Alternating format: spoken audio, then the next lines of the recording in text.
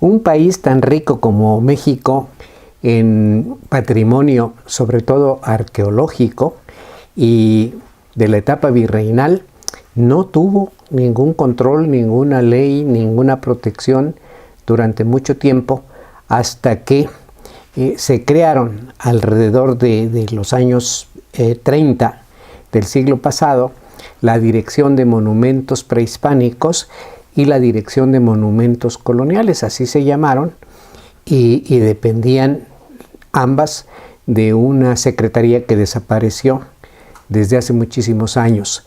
Era todo lo que había y tenían muy poco presupuesto, realmente trabajaban intensamente, pero carecían de un sustento legal. De tal manera que durante el gobierno del presidente Lázaro Cárdenas, el gran investigador mexicano, al que no le hemos hecho justicia todavía, don Alfonso Caso, junto con otros intelectuales, idearon la creación de una institución que se dedicara exactamente a proteger ese rico patrimonio nacional. Se discutió muchísimo y llegaron a la conclusión que debería ser un instituto.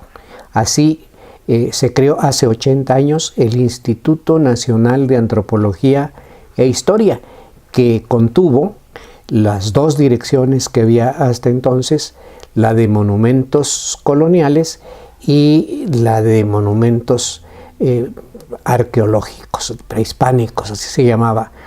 De ahí, para el Real, el Instituto de Antropología ha sido, pues digamos, el organismo fundamental para la investigación antropológica, porque el Instituto de Antropología, así se llamó, Instituto Nacional de Antropología, envuelve a la antropología.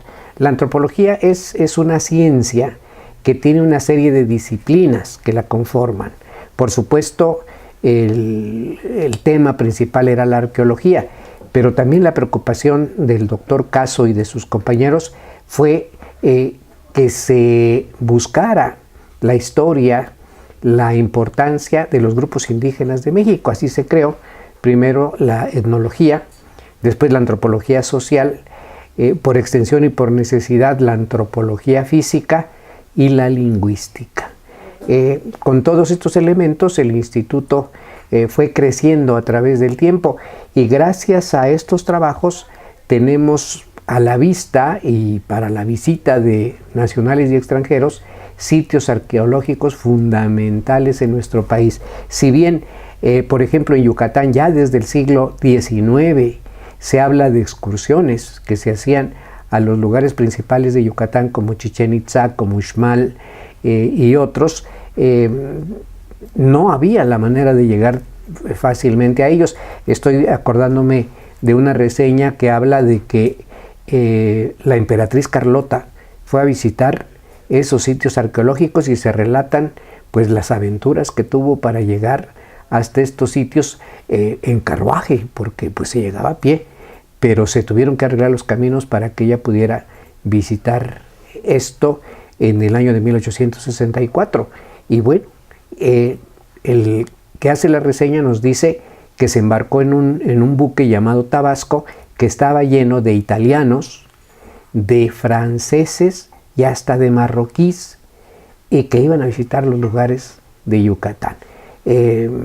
Esas imposibilidades se fueron diluyendo a medida que el Instituto Nacional de Antropología e Historia abrió el camino y la exploración de estos sitios. Estoy hablando de los de Yucatán, pero podía yo decir Teotihuacán, por ejemplo, que aunque empezó su exploración desde el siglo XIX, tuvo su mejor momento a principios del siglo XX, cuando con motivo del centenario de la independencia, don Porfirio permitió que se celebrara en México el Congreso Internacional de Americanistas, y para que tuvieran que ver los visitantes distinguidos, los antropólogos que venían, se aceleraron las exploraciones de Leopoldo Batres, de Manuel Gamio y de otros en Teotihuacán.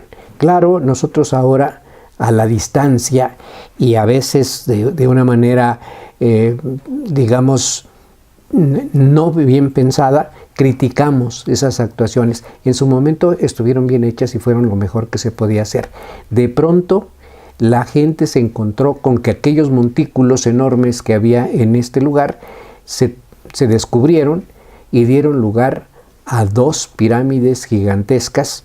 A una la llamaron del Sol, a otra la llamaron de la Luna. Bueno, ya los españoles le habían dado estos nombres. Y una serie de pequeños monumentos que le dieron realce a este sitio. Junto con eso se hicieron excavaciones en el sur de la Ciudad de México, a donde el volcán Xitle había cubierto de lava una de las ciudades más importantes del mundo, muy, muy antiguo. El sitio arqueológico que se llamó en la época de los aztecas Cuicuilco, pero que sabrá Dios cómo se habrá llamado en su momento. La gente empezó a buscar esto. Igualmente, monumentos en otras partes. En el caso de Puebla, Cholula. Cholula fue objeto de interés, de recorridos, pues ya el barón de Humboldt hablaba de la importancia de Cholula y Guillermo Dupé hasta hizo dibujos muy significativos de este sitio arqueológico. Todo este interés se canalizó con la creación del Instituto Nacional de Antropología e Historia, que con mucho júbilo estamos recordando en su 80 aniversario.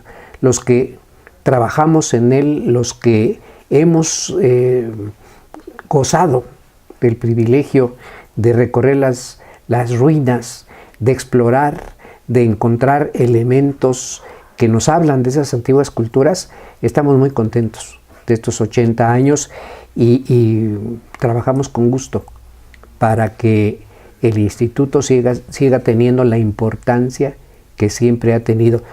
Importancia desde el punto de vista cultural, a veces no desde el punto de vista presupuestal, porque andamos a veces un poquito excluidos, pero a pesar de todo, el instituto ha trabajado, está trabajando y es un ente pues recordado, reconocido, alabado por muchos lugares, por muchos países. De aquí ha salido la idea para que se crearan institutos de antropología, primero en Centroamérica y luego en Sudamérica. Incluso las leyes que protegen el patrimonio han tomado como ejemplo lo que en México se hizo. Quizá muchos de ellos se fueron más allá y los han perfeccionado, pero el cimiento está en nuestro país. Así que con mucho gusto estamos anunciando que el INAH, como se le dice coloquialmente, está cumpliendo 80 años, pero no es un anciano de 80 años. Es un instituto que se va renovando y que está tan joven como cuando empezó en aquellos viejos tiempos del presidente Lázaro Cárdenas, del doctor Alfonso Caso y del doctor Manuel Gamio y de muchísimos otros que son el cimiento de lo que nosotros ahora somos.